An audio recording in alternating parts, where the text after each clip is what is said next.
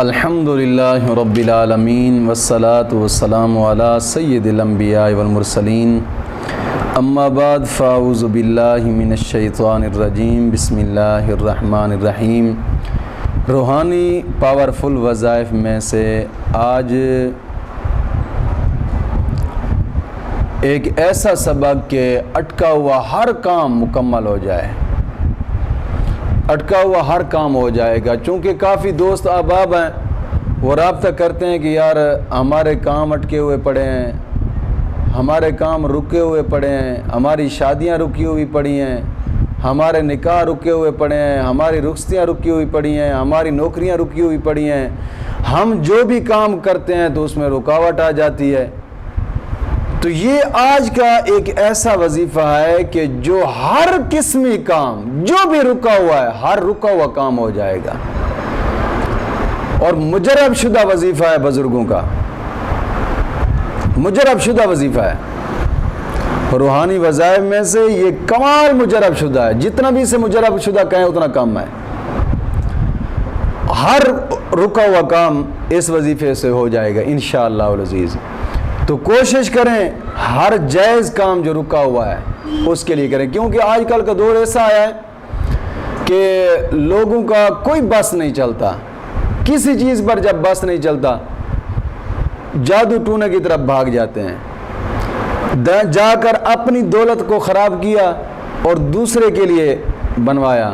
آپ ہمیں تویز لکھ دیں جی اس کا کوئی کام بھی نہ ہو، آپ ہمیں جادو کر دیں جی اس کا کوئی کام بھی نہ ہو، یعنی ہر قسمی کام جادو ٹونے سے رکا ہوا ہے، تویزات سے رکا ہوا ہے، عملیات کے ذریعے سے رکا ہوا ہے، ستاروں کی گردش سے رکا ہوا کام ہے، کسی قسم کا بھی رکا ہوا کام ہے انشاءاللہ اس وظیفے کے ساتھ دنوں دن میں ہو جائے گا۔ آپ ایک مرتبہ کر کے دیکھیں اور اس کا تجربہ کریں، پھر دیکھنے کے کام ہوتا کیسے ہے۔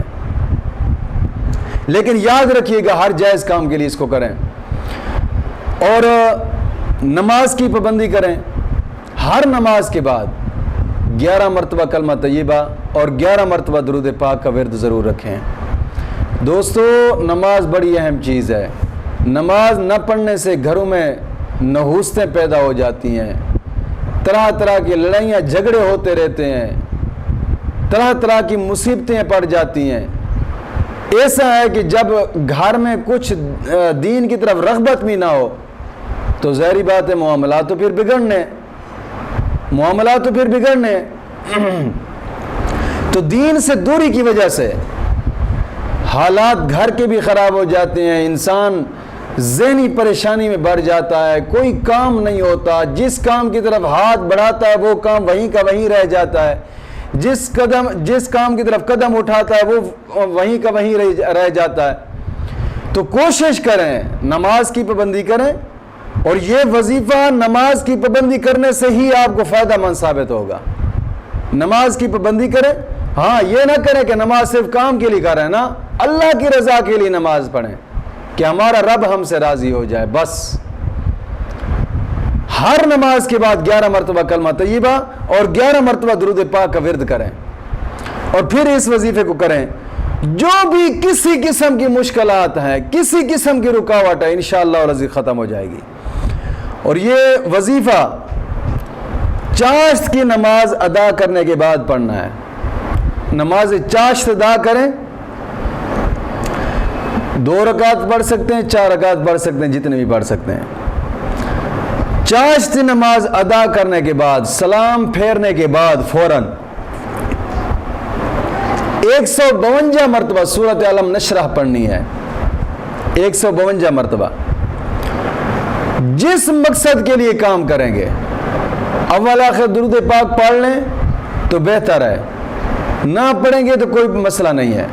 نماز چاشت کے سلام پھیرنے کے فوراً بعد 152 مرتبہ اس کو پڑھیں، اور انشاءاللہ العزیز ہر قسم رکاوٹ دور ہو جائے گی، ہر قسم رکاوٹ دور ہو جائے گی۔ اس کو 1 مرتبہ پڑھیں آپ کی مرضی ہے، 2 مرتبہ کریں آپ کی مرضی ہے، اس عمل کو 3 مرتبہ کریں آپ کی مرضی ہے، 4 مرتبہ کریں آپ کی مرضی، جتنی مرتبہ پڑھیں آپ کی مرضی ہے، لیکن 1 مرتبہ ضرور کریں، 1 مرتبہ کریں، اور انشاءاللہ العزیز ہر قسم رکاوٹ ختم ہو جائے گی، ہر مقصد میں کامیابی ہوگی انشاءاللہ العزیز۔